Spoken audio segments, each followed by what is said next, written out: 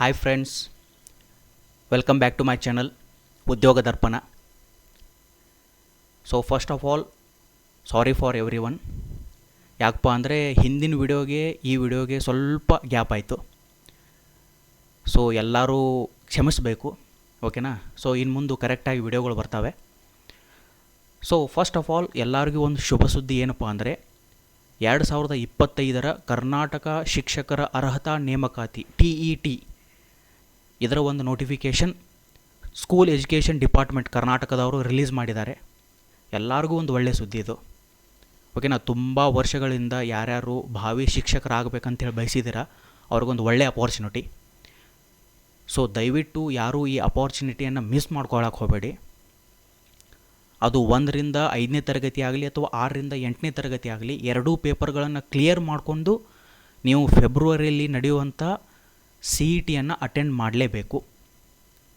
So ಅದಕ್ಕೋಸ್ಕರ ಈ ಒಂದು ವಿಡಿಯೋದಲ್ಲಿ ನಾವು ಈ ಒಂದು TET 2025 ಎಲಿಜಿಬಿಲಿಟಿ ಏನು, ಯಾವ ರೀತಿ ಎಕ್ಸಾಮ್ ನಡೆಯುತ್ತೆ, ಓಕೆನಾ, ಯಾವ ರೀತಿ ಪ್ಯಾಟರ್ನ್ ಇರುತ್ತೆ, ಏನೇನಿರುತ್ತೆ ಈ ಒಂದು ವಿಡಿಯೋದಲ್ಲಿ ಈಗ ನೋಡ್ಕೊತ ಹೋಗೋಣ, ಓಕೆನಾ. ಸೊ ಫ್ರೆಂಡ್ಸ್, ಫಸ್ಟು ನಾವಿಲ್ಲಿ ನೋಡ್ಬೋದು ಸ್ಕ್ರೀನ್ ಮೇಲ್ಗಡೆ ಅರ್ಜಿ ಸಲ್ಲಿಕೆ ದಿನಾಂಕ ಅಕ್ಟೋಬರ್ 23ರಿಂದ ಸ್ಟಾರ್ಟ್ ಆಗುತ್ತೆ, ನವಂಬರ್ 9ನೇ ತಾರೀಕು ಮುಗಿಯುತ್ತೆ. ಮೀನ್ಸ್ 18ರಿಂದ 19 ದಿವಸ ನಿಮ್ಗೆ ಟೈಮ್ ಇದೆ, ಓಕೆನಾ. ಪರೀಕ್ಷೆ ಮಾತ್ರ ಆಫ್ಲೈನ್ ನಡೀತಾ ಇದೆ. I think pen and paper based OMR sheet ಕೊಡ್ತಾರೆ, ಪೆನ್ನು ಪೇಪರ್ ಕೊಡ್ತಾರೆ, ಅದರ ಮೇಲ್ಗಡೆ ನೀವು ಮಾಡಬೇಕು, ಓಕೆನಾ. CBT ಅನ್ಕೆ ಇರಲ್ಲ, ಕಂಪ್ಯೂಟರ್ ಬೇಸ್ಡ್ ಟೆಸ್ಟ್ ಈ ಸಲ ಇಲ್ಲ. ಸೊ ಎಕ್ಸಾಮು ಡಿಸೆಂಬರ್ 7ನೇ ತಾರೀಕು 2025 ಭಾನುವಾರದಂದು ನಡೆಯುತ್ತೆ. ಸೊ ಪೇಪರ್ 1 9:30ರಿಂದ 12 ಗಂಟೆವರೆಗೆ, ಪೇಪರ್ 2 ಮಧ್ಯಾಹ್ನ 2ರಿಂದ ಸಂಜೆ 4:30ವರೆಗೆ. ಸೊ ಈ ರೀತಿ ಅವರು ಘೋಷಣೆ ಮಾಡಿದ್ದಾರೆ. ಸೊ ಈ ಒಂದು ಟೈಮ್ ಟೇಬಲ್ ಫಿಕ್ಸ್, ಇದು ಮುಂದೆ ಹಾಕ್ತಾರೋ ಏನು ಹಾಕ್ತಾರೋ ಅದು ನೆಕ್ಸ್ಟು. ಸೊ ಈಗ ಮಾತ್ರ ಈ ಒಂದು ಅರ್ಜಿ ದಿನಾಂಕ, ಸಲ್ಲಿಕೆ ದಿನಾಂಕ ಮತ್ತು ಪರೀಕ್ಷಾ ದಿನಾಂಕವನ್ನು ಅವರು ಪ್ರಕಟಣೆ ಮಾಡೇ ಬಿಟ್ಟಿದ್ದಾರೆ. ಇದ್ರ ಪ್ರಕಾರನೇ ನೀವು ಹೋಗಬೇಕು, ಓಕೆನಾ. ಸೊ ಈಗ ಸ್ವಲ್ಪ ಎಕ್ಸಾಮ್ ಬಗ್ಗೆ ಮಾತಾಡೋಣ. ಇಲ್ಲೇನಿದೆ ನೋಡಿ ಪರೀಕ್ಷಾ ವೇಳಾಪಟ್ಟಿ. ಸೊ ಡಿಸೆಂಬರ್ 7ನೇ ತಾರೀಕು ಭಾನುವಾರ, ಓಕೆ. ಆ ಭಾನುವಾರದಿಂದ ಬೆಳಗ್ಗೆ 9ರಿಂದ 12 ಗಂಟೆವರೆಗೆ ಪೇಪರ್ ಫಸ್ಟ್, ಪತ್ರಿಕೆ 2 7ರಿಂದ 4:30ವರೆಗೆ. ಸೊ ಇಲ್ಲಿ ಎಕ್ಸ್ಟ್ರಾ ನೀವು ನೋಡಬೇಕು, ಯಾರ್ಯಾರು ಫಿಸಿಕಲಿ ಹ್ಯಾಂಡಿಕ್ಯಾಪ್ಟೆಡ್ ಮೀನ್ಸ್ ವಿಶೇಷ ಚೇತನ ಮತ್ತು ದಿವ್ಯಾಂಗ ಅಭ್ಯರ್ಥಿಗಳಿದ್ದಾರೆ ಅವರಿಗೆ 20 ನಿಮಿಷ ಮತ್ತು 50 ನಿಮಿಷ ಎಕ್ಸ್ಟ್ರಾ ಟೈಮನ್ನು ಕೊಡ್ತಾರೆ. ಸೊ ಯಾರ್ಯಾರು PH ಕೆಟಗರಿಯಲ್ಲಿ ನೀವು ಬರ್ತೀರಾ ಅವ್ರಿಗೆ ಮಾತ್ರ, ಓಕೆನಾ.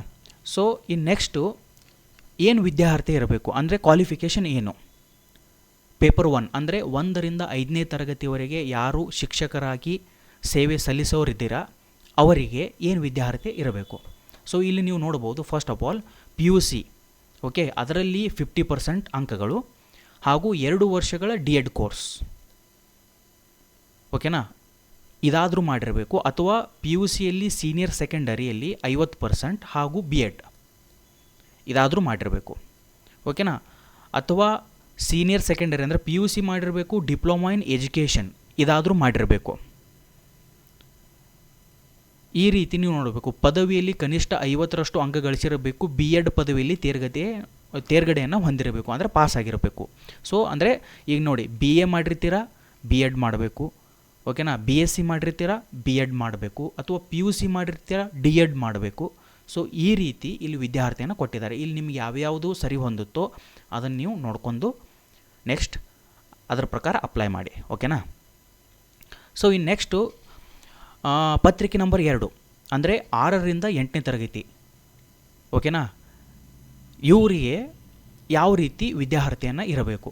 ಸೊ ಫಸ್ಟ್ ಆಫ್ ಆಲ್ ಪದವಿ ಕಂಪಲ್ಸರಿ, ಇಲ್ಲಿ BA ಆಗಿರಬೇಕು ಅಥವಾ BSc ಆಗಿರಬೇಕು ಅಥವಾ ಪದವಿ, ಅದರಲ್ಲಿ 50% ಆಗಿರಬೇಕು. ಸೊ ಅದರ ಜೊತೆಗೆ DED ಕೋರ್ಸ್ 2 ವರ್ಷದ ಒಂದು ಕೋರ್ಸ್ ಆಗಿರಬೇಕು, ಅಥವಾ ಅದರ ಜೊತೆಗೆ B.Ed ಆಗಿರಬೇಕು, ಓಕೆನಾ. ಸೊ ಅಥವಾ ಪದವಿಯಲ್ಲಿ ಕನಿಷ್ಠ 50 ಅಂಕಗಳು, ಅದರ ಜೊತೆಗೆ 2 ವರ್ಷದ B.Ed ಹಾಗೂ ವಿಶೇಷ ಶಿಕ್ಷಣ ಅಂದರೆ ಡಿಪ್ಲೊಮಾ ಇನ್ ಎಜುಕೇಷನ್ ಮಾಡಿರ್ತಾರಲ್ಲ ಅವರು ಕೂಡ ಇಲ್ಲಿ ಎಲಿಜಿಬಲ್ ಆಗ್ತಾರೆ. ಸೊ ಈ ಎಲ್ಲ ಎಲಿಜಿಬಿಲಿಟಿಗಳನ್ನು ನೀವು ಚೆಕ್ ಮಾಡ್ಕೋಬೇಕು ಅಪ್ಲಿಕೇಶನ್ ಹಾಕುವಾಗ. ಓಕೆನಾ. ಸೊ ಇನ್ನು ನೆಕ್ಸ್ಟು ಪರೀಕ್ಷಾ ಶುಲ್ಕ ಅಂದರೆ ಎಕ್ಸಾಮ್ ಫೀಸ್ ಏನಿದೆ. ಸೊ ಇದರಲ್ಲಿ ನೀವು ನೋಡ್ಬೋದು general merit, okay, O B ಸಿಲಿ ಎಲ್ಲ ಬರ್ತಾರೆ 2A 2B 3A 3B, ಓಕೆನಾ. ಆದರೆ ಪ್ರವರ್ಗ 1 ಮಾತ್ರ SC STಯಲ್ಲಿ ಅವರು ಜಾಯಿನ್ ಮಾಡಿದ್ದಾರೆ. ಸೊ ಸಾಮಾನ್ಯ ಅಭ್ಯರ್ಥಿಗಳಿಗೆ 2A 2B 3A 3B ಇವರಿಗೆ ಪತ್ರಿಕೆ 1 ಅಥವಾ ಪತ್ರಿಕೆ 2 ಸಪ್ರೇಟಾಗಿ ಹಾಕಿದರೆ 700, ಎರಡಕ್ಕೆ ಕೂಡ ಅಪ್ಲೈ ಮಾಡಿದರೆ 1000, ಓಕೆನಾ. ಅಂದರೆ 400 ನಿಮಗೆ ಇಲ್ಲಿ ಕಡಿಮೆ ಆಗುತ್ತೆ. ಸೇಮ್ ಅದೇ ರೀತಿ SC ST ಮತ್ತು ಕ್ಯಾಟಗರಿ 1 ಅವರಿಗೆ 350 ರುಪೀಸ್, ಓಕೆನಾ, ಒಂದೊಂದು ಹಾಕಿದರೆ. ಆದರೆ ಎರಡೂ ಸೇರಿಸಿ ಹಾಕಿದರೆ 500 ರುಪೀಸ್. ಸೊ ಇನ್ನು ಯಾರ್ಯಾರು ಫಿಸಿಕಲ್ ಹ್ಯಾಂಡಿಕ್ಯಾಪ್ಟೆಡ್ ಇದ್ದಾರಲ್ಲ ಅವರಿಗೆ ಪರೀಕ್ಷಾ ಶುಲ್ಕದಿಂದ ವಿನಾಯಿತಿ. They have no exam fees. ಓಕೆನಾ ಫ್ರೆಂಡ್ಸ್. ಸೊ ನೆಕ್ಸ್ಟ್ ಇಲ್ಲಿ ಇವ್ರು ಕೊಟ್ಟಿದ್ದಾರೆ ಅಂದರೆ ಬ್ಯಾಂಕ್ ಟ್ರಾನ್ಸಾಕ್ಷನ್ ಬಗ್ಗೆ ಹೇಳಿದ್ದಾರೆ. ಅಂದರೆ ಬರೀ ಎಕ್ಸಾಮ್ ಫೀಸ್ ಮಾತ್ರ ಆಗಲ್ಲ ನಿಮಗೆ, ನೀವು ಯಾವುದ್ರ ಮೂಲಕ ಪೇ ಮಾಡ್ತಿರಲ್ಲ ಅದರಲ್ಲಿ ಎಕ್ಸ್ಟ್ರಾ ಇಲ್ಲಿ ನೀವು ಪೇ ಮಾಡಬೇಕಾಗಿತ್ತು. ಲೈಕ್ ಇಂಟರ್ನೆಟ್ ಬ್ಯಾಂಕಿಂಗ್ ಮಾಡ್ತಾ ಇದ್ದೀರಾ, ಯಾವುದೇ ಬ್ಯಾಂಕ್ ಇರಲಿ, 500 ರೂಪಾಯಿ ಮೇಲ್ಗಡೆ ನೀವು ಮಾಡ್ತಾ ಇದ್ದರೆ 5 ರುಪೀಸ್ ಎಕ್ಸ್ಟ್ರಾ ಕಟ್ಟಬೇಕು. ಇಲ್ಲಿ ನೋಡಿ 5 ರುಪೀಸ್ ಅಂದರೆ 500 ರೂಪಾಯಿವರೆಗೂ ಯಾವುದ್ಯಾವುದು. ಇನ್ನು 500 ರೂಪಾಯಿ ಮೇಲ್ಗಡೆ ಅಂದರೆ 1000 ರೂಪಾಯಿ ನೀವು ಕಟ್ತಾ ಇದ್ದೀರಪ್ಪ ಅಂದರೆ 10 ರುಪೀಸ್ ಮಾಡಲೇಬೇಕು ಎಕ್ಸ್ಟ್ರಾ. ಅಂದರೆ 1000 ರೂಪಾಯಿಗೆ 1010 ಈ ರೀತಿ ಪೇ ಮಾಡಬೇಕು. ಸೊ ಇನ್ನು ನೀವು ಡೆಬಿಟ್ ಕಾರ್ಡ್ ಯೂಸ್ ಮಾಡ್ತಾ ಇದ್ದೀರಾ, ಅದರಲ್ಲಿ ಮಾಸ್ಟರ್ ಅಥವಾ Visa, Maestro, RuPay card use ಮಾಡ್ತಿದ್ದೀರಾ, ಅಪ್ ಟು 2000 0.75% ಮೀನ್ಸ್ 2000 0.75, ಅದಕ್ಕಿಂತ ಅಬೋವ್ ಆದರೆ 0.90 ಅಂದರೆ ಅಪ್ ಟು 1% ಕಟ್ ಆಗುತ್ತೆ. ಸೊ ಎಲ್ಲಕ್ಕಿಂತ ಬೆಸ್ಟ್ ವೇ ಹೇಳ, ಚಾನಲ್ ತುಂಬ್ರಿ ಎಲ್ಲರೂ. ಸ್ಟೇಟ್ ಬ್ಯಾಂಕ್ ಆಫ್ ಇಂಡಿಯಾದು ಚಾನಲ್ ತುಂಬ್ಕೊಳ್ಳಿ, ಹೋಗಿ 0 ಫೀಸ್ ಹೋಗಿ ಕಟ್ ಬನ್ನಿ. So this is the best for everyone. So ಇದನ್ನು ಮಾಡಿ, ಓಕೆನಾ ಫ್ರೆಂಡ್ಸ್. ಸೊ ಇನ್ನು ನೆಕ್ಸ್ಟು ನಾವಿಲ್ಲಿ ಏನು ನೋಡ್ಕೋಬೇಕಪ್ಪ ಅಂದರೆ ಯಾವ ರೀತಿ ಎಕ್ಸಾಮ್ ಇರುತ್ತೆ, ಅಂದರೆ ಯಾವ ರೀತಿ ಪ್ರಶ್ನೆಗಳು ಬರ್ತಾವೆ, ಯಾವ ಒಂದು ಸಿಲೆಬಸ್ದಿಂದ ಬರ್ತಾವೆ, ಅದರ ಸ್ವರೂಪ ಯಾವ ರೀತಿ ಇರುತ್ತೆ, ಓಕೆನಾ. ಇಲ್ಲಿ ನೋಡ್ಬೋದು ನೀವು 1ರಿಂದ 5ನೇ ತರಗತಿ ಅಂದರೆ ಪೇಪರ್ ನಂಬರ್ 1. ಸೊ ಇದಕ್ಕೆ 2.5 ತಾಸು ಇರುತ್ತೆ ಎಕ್ಸಾಮು, 2 ಗಂಟೆ 30 ನಿಮಿಷ. ಇದರಲ್ಲಿ 150 ಪ್ರಶ್ನೆಗಳಿರ್ತವೆ, ಮಲ್ಟಿಪಲ್ ಚಾಯ್ಸ್ ಕ್ವಶನ್ಸ್, ಅದಕ್ಕೆ 150 ಅಂಕಗಳು.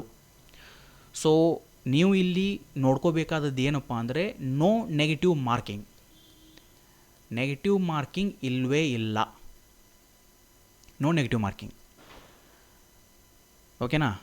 ಸೊ ಇಲ್ಲಿ ನೀವು ನೋಡ್ಕೋಬೋದು ಭಾಷೆ 1 ಭಾಷೆ 2 ಕನ್ನಡ ಅಥವಾ ಇಂಗ್ಲೀಷ್ 30 ಕ್ವಶನ್ಸ್ ಇದು ಮಾತ್ರ ಫಿಕ್ಸು. ಇದಾದ ತಕ್ಷಣ ಶಿಶು ವಿಕಾಸನ ಮತ್ತು ಬೋಧನಾ ಕ್ರಮ, ಯಾವ ರೀತಿ ಟೀಚ್ ಮಾಡಬೇಕು, ಯಾವ ರೀತಿ ಶಿಶುವಿನ ವಿಕಾಸನ ಆಗುತ್ತೆ, ಅಂದರೆ ನೀವು ಮಕ್ಕಳಿಗೆ ಟೀಚ್ ಮಾಡ್ತಿರ್ತಾರಲ್ಲ ಆ ಮಕ್ಕಳಲ್ಲಿ ವಿಕಸನ ಯಾವ ರೀತಿ ಇರುತ್ತೆ, ಇದರ ಮೇಲ್ಗಡೆ 30 ಅಂಕ. ಸೊ ಇದು ಕಡ್ಡಾಯ ಅಂದರೆ 3 ಈ ಸಬ್ಜೆಕ್ಟ್ಗಳು ಕಡ್ಡಾಯ, ಇದನ್ನು ನೀವು ಬಿಡಿಸಲೇಬೇಕು. ಸೊ ಇದರಲ್ಲಿ ನಿಮಗೆ 90 ಅಂಕಗಳು, 30 + 30 + 30. ಸೊ ಇದಾದ ತಕ್ಷಣ ನೆಕ್ಸ್ಟು ಮ್ಯಾಥಮೆಟಿಕ್ಸ್ ಆ್ಯಂಡ್ ಸೈನ್ಸ್, ಪರಿಸರ ಅಧ್ಯಯನ ಮತ್ತು ಗಣಿತ, ಇದರಲ್ಲಿ 30 ಟೋಟಲ್ ಎಷ್ಟಾಯಿತು 150. ಆದರೆ ಇಲ್ಲೊಂದು ನೀವು ನೋಡಬೇಕು, ಯಾರ್ಯಾರು ಅಂಧ ವಿದ್ಯಾರ್ಥಿಗಳಿದ್ದೀರಾ ಅವರಿಗೆ ಹಿಸ್ಟ್ರಿ ಕ್ವಶನನ್ನು ಕೊಡ್ತಾರೆ 60. ಇಲ್ಲಿ ಗಣಿತ ಅಥವಾ ಪರಿಸರ ಅಧ್ಯಯನವನ್ನು ಬಿಟ್ಟು ಓನ್ಲಿ ಸಮಾಜ ಅಧ್ಯಯನವನ್ನು ಅಂದರೆ ಇತಿಹಾಸ ಇದೆಲ್ಲ ಬರುತ್ತಲ್ಲ ಸಮಾಜ ಅಧ್ಯಯನ, ಅದನ್ನು ಮಾತ್ರ ಅವರು ಬಿಡಿಸಬೇಕು 60 ಕ್ವಶನ್. ಅವರಿಗೆ ಮ್ಯಾಥಮೆಟಿಕ್ಸು ಮತ್ತು ಸೈನ್ಸು ಇರಲ್ಲ, ಓಕೆನಾ. ಸೊ ಇಲ್ಲಿ ನೀವು ಎಕ್ಸ್ಟ್ರಾ ಒಂದು ಏನು ತಿಳ್ಕೊಬೇಕಪ್ಪ ಅಂದರೆ ಪತ್ರಿಕೆ 1ರಲ್ಲಿ ಪ್ರಶ್ನೆಗಳು NCERT ಅಥವಾ ರಾಜ್ಯ ಪಠ್ಯಕ್ರಮ ಅಂದರೆ DCERT 1ರಿಂದ 8ನೇ ತರಗತಿವರೆಗೆ ಸಂಬಂಧಿಸಿದ ಪಠ್ಯವನ್ನು ಆಧರಿಸುತ್ತಿರುತ್ತದೆ ಮತ್ತು ಇದು 10ನೇ ತರಗತಿಯವರೆಗೆ ಅಂದರೆ ಪ್ರೌಢ ಹಂತಕ್ಕೆ ಇರುತ್ತದೆ, ಡಿಗ್ರಿ ಲೆವೆಲ್ ಇರಲ್ಲ. ಅಪ್ ಟು 10th ಲೆವೆಲ್ ಅಥವಾ PUC ಲೆವೆಲ್ ಅಂತ ಇವ್ರು ಕೊಡ್ತಾರೆ. ಸೊ ಇದನ್ನು ನೀವು ನಂಬಕ್ಕೆ ಹೋಗಬೇಡಿ, ಇದು ಡಿಗ್ರಿ ಲೆವೆಲ್ಲೇ. ಯಾವುದೇ ಬರೀ ಪತ್ರಿಕೆ 1 ಬರೀರಿ, ಪತ್ರಿಕೆ 2 ಬರೀರಿ, ಡಿಗ್ರಿ ಲೆವೆಲ್ಲು ಮತ್ತು ಕಠಿಣತೆ ಇದ್ದೇ ಇರುತ್ತೆ. ಸೊ ಇವ್ರು ಹೇಳ್ತಾರೆ NCERTಯಿಂದ ಕೊಡ್ತೀವಿ, DCERTಯಿಂದ ಕೊಡ್ತೀವಿ, ಅದರಿಂದ ಕೊಡ್ತೀವಿ, ಇದರಿಂದ ಕೊಡ್ತೀವಿ, ಬಟ್ ನೀವು ಮಾತ್ರ ಹೆವಿ ಪ್ರಿಪೇರ್ ಆಗಬೇಕು, ಓಕೆನಾ. ತುಂಬ ಚೆನ್ನಾಗಿ ಪ್ರಿಪೇರ್ ಆಗಿದ್ರಲ್ಲಿ. ಸೊ ಅದರಲ್ಲಿ ನೀವು ಭಾಷೆಯನ್ನು ಮಾಡ್ತೀರಾ, ಭಾಷೆ ಬಗ್ಗೆ ಆಲ್ಮೋಸ್ಟ್ ಎಲ್ಲರೂ ಮಾಡೇ ಮಾಡ್ತಾರೆ. ಆದರೆ ಇದು ಶಿಶು ವಿಕಸನ ಮತ್ತು ಬೋಧನಾ ಕ್ರಮ plus mathematics and science, these are very important. ಇಲ್ಲೇ ನಿಮಗೆ ಏನಿಲ್ಲ ಅಂದ್ರೂ 90 ಮಾರ್ಕ್ಸ್ ಇಲ್ಲೇ. ಸೊ ಈ 90 ಮಾರ್ಕ್ಸಲ್ಲಿ ನೀವು ಕರೆಕ್ಟಾಗಿ ಫಾಲೋ ಮಾಡಿದ್ರಪ್ಪ ಅಂದರೆ ನೀವು ಅಗದಿ ಟಾಪಲ್ಲಿರ್ತೀರ. ಓಕೆನಾ. ಸೊ ಇನ್ನು ನೆಕ್ಸ್ಟು ಪತ್ರಿಕೆ 2ಕ್ಕೆ ಹೋಗೋಣ. 6ರಿಂದ 8ನೇ ತರಗತಿ ಟಿ ಜಿ ಟಿ ಹ್ಯಾಂಡ್ ಇರ್ತಾರಲ್ಲ ಅವರಿಗೆ, ಯಾರ್ಯಾರು ಟಿ ಜಿ ಟಿ ಹ್ಯಾಂಡ್ ಇದಿರಲ್ಲ ಅವರಿಗೆ ಇದು 6ರಿಂದ 8. ಸೊ ಇದರಲ್ಲೂ ಸೇಮ್ ಭಾಷೆ 1 ಭಾಷೆ 2 ಕಡ್ಡಾಯ, ಶಿಶು ವಿಕಸನ ಮತ್ತು ಬೋಧನಾ ಕ್ರಮ ಕಡ್ಡಾಯ.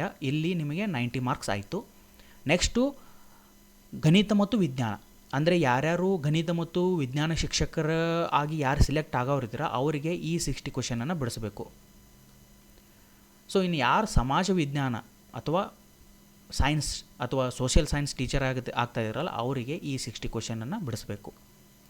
ಸೊ ಇದರಲ್ಲಿ ಸೇಮ್ ಕೊಟ್ಟಿದ್ದಾರೆ. ಇದರಲ್ಲಿ PUC ಲೆವೆಲ್ ಅಂತ ಕೊಟ್ಟಿದ್ದಾರೆ ನೋಡಿ. ಅಂದರೆ ಕಠಿಣತೆ ಮಟ್ಟ ಎಷ್ಟು ಇರುತ್ತಪ್ಪ ಅಂದರೆ ಕಠಿಣತೆ ಅಂದರೆ ಎಷ್ಟು ಟಫ್ ಇರುತ್ತೆ ಅಂದರೆ PUC ಲೆವೆಲ್ ಅಂತ ಹೇಳಿದ್ದಾರೆ. ಆದರೆ ಇದು ರಾಂಗು. ಇದು ಡಿಗ್ರಿ ಅಬೋವ್ ಡಿಗ್ರಿ ಲೆವೆಲ್ ಇರುತ್ತೆ. ಯಾಕಪ್ಪ ಅಂದರೆ ನಿಮ್ಮ ಹತ್ರ ಅವರು ಪದವಿನೂ ಮಾಡಿಸಿರ್ತಾರೆ, ಪ್ಲಸ್ BEd ಮಾಡಿಸಿರ್ತಾರೆ, ಅಥವಾ ಒಂದು ಇದನ್ನು ಮಾಡಿಸಿರ್ತಾರೆ, ಡಿಪ್ಲೊಮಾ ಇನ್ ಏನಿದು ಎಜುಕೇಷನ್ ಮಾಡಿಸಿರ್ತಾರೆ. ಸೊ ಅದಕ್ಕೋಸ್ಕರ PUC ಲೆವೆಲ್ ಅನ್ಕ ಇರಲ್ಲ, ಅಬೋವ್ ಡಿಗ್ರಿ ಲೆವೆಲೇ ಇರುತ್ತೆ. ಸೊ ಅದಕ್ಕೋಸ್ಕರ ಎಲ್ಲರೂ ಚೆನ್ನಾಗಿ ಇದಕ್ಕೆ ಪ್ರಿಪೇರ್ ಮಾಡಿ. ಓಕೆನಾ ಫ್ರೆಂಡ್ಸ್. ಸೊ ಇದು ನಾವಿಲ್ಲಿ ನೋಡಿದ್ದೀವಿ ಯಾವ ರೀತಿ ಪಠ್ಯಕ್ರಮ, ಎಷ್ಟು ಕ್ವಶನ್ಸ್ ಬರ್ತವೆ, ಯಾವ್ಯಾವ ಸಿಲೆಬಸ್ಸು, ಅದು ಎಷ್ಟು ಕಠಿಣತೆ ಮಟ್ಟದಿರುತ್ತೆ, ನಾವು ಯಾವ ರೀತಿ ಓದಬೇಕು.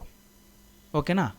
ಇನ್ನು ಕೊನೆಯದಾಗಿ ಲಾಸ್ಟ್ ಇಲ್ಲಿ ಹೇಳೋದಪ್ಪ ಅಂದರೆ ಇದರ ಒಂದು ಅನ್ವಯಿತೆ. ನೀವು ಯಾರ್ಯಾರು TETಯನ್ನು ಪಾಸ್ ಮಾಡ್ತಿರಲ್ಲ ಅದರ ಅನ್ವಯಿತೆ ಅಂದರೆ ಅದು ಎಲ್ಲೆಲ್ಲಿ ಅಪ್ಲೈ ಆಗುತ್ತೆ ಇಲ್ಲಿ ಹೇಳಿದ್ದಾರೆ ನೋಡಿ. ಕರ್ನಾಟಕ ಶಿಕ್ಷಕರ ಅರ್ಹತಾ ಪರೀಕ್ಷೆ ಪ್ರಮಾಣ ಪತ್ರವು ಕರ್ನಾಟಕ ರಾಜ್ಯ ಸರ್ಕಾರದ ಇಲಾಖೆಗಳ ಹಾಗೂ ಸರ್ಕಾರಿ ಸ್ಥಳೀಯ ಸಂಸ್ಥೆಗಳಿಂದ ನಡೆಸಲ್ಪಟ್ಟಿರುವ ಶಾಲೆಗಳು, ಅನುದಾನಿತ ಹಾಗೂ ಅನುದಾನ ರಹಿತ ಶಾಲೆಗಳಿಗೆ ಅನ್ವಯವಾಗುತ್ತದೆ. ಅಂದರೆ ಯಾವ್ಯಾವ ಗೌರ್ಮೆಂಟ್ ಸ್ಕೂಲ್ ಇದ್ದಾವೆ ಅವಕ್ಕೆ, ಯಾವ್ಯಾವ ಏಡೆಡ್ ಸ್ಕೂಲ್ ಇದ್ದಾವೆ, ಯಾವ್ಯಾವ ಅನ್ಎಡೆಡ್ ಸ್ಕೂಲ್ ಇದ್ದಾವೆ ಅಲ್ಲೆಲ್ಲ ಇದು ಅನ್ವಯ ಆಗುತ್ತೆ. ಅಂದರೆ ನೀವು ಈ ಒಂದು TET ಪಾಸ್ ಅಂತ ಹೇಳಿ ಸರ್ಟಿಫಿಕೇಟನ್ನು ಅಲ್ಲಿ ತೋರಿಸಿದ್ರಪ್ಪ ಅಂದರೆ ನಿಮಗೆ ಒಂದು ಒಳ್ಳೆಯ ಹುದ್ದೆ ಸಿಗುವಂಥ ಚಾನ್ಸ್ ಇರುತ್ತೆ. ಓಕೆನಾ.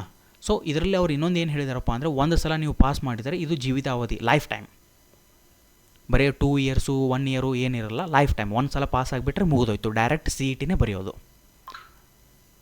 ಓಕೆನಾ. ಸೊ ಈಗ ಬರೀತಾರಲ್ಲ UPSC, ಮೊದಲು ಪ್ರಿಲಿಮ್ಸ್ ಬರೀತಾರೆ, ಮೇನ್ಸ್ ಬರೀತಾರೆ, ಮೇನ್ಸಲ್ಲಿ ಫೇಲ್ ಆದರೆ ಮತ್ತೆ ಪ್ರಿಲಿಮ್ಸ್ಗೆ ಬರ್ತಾರೆ. ಇದು ಹಾಗಲ್ಲ, ಒಂದು ಸಲ ಇದು ಪ್ರಿಲಿಮ್ಸ್ ನೀವು ಬರೆದು ಬಿಟ್ರಪ್ಪ ಅಂದ್ರೆ ಲೈಫ್ ಟೈಮ್ ಅಪಾರ್ಚುನಿಟಿ. ಸೊ ಇಲ್ಲಿ ಇನ್ನೊಂದು ಏನಪ್ಪ ಅಂದರೆ ಇದನ್ನು ಮೇಲಿನ ಮೇಲೆ ಕೆಲವೊಬ್ಬರು ಬರೀತಿರ್ತಾರೆ. ಯಾಕಪ್ಪ ಅಂದರೆ ಹೆಚ್ಚಿನ ಅಂಕಗಳನ್ನು ಗಳಿಸುವ ಸಲುವಾಗಿ ಪುನಃ ಪರೀಕ್ಷೆಗೆ ಅರ್ಜಿ ಸಲ್ಲಿಸ್ತಾರೆ.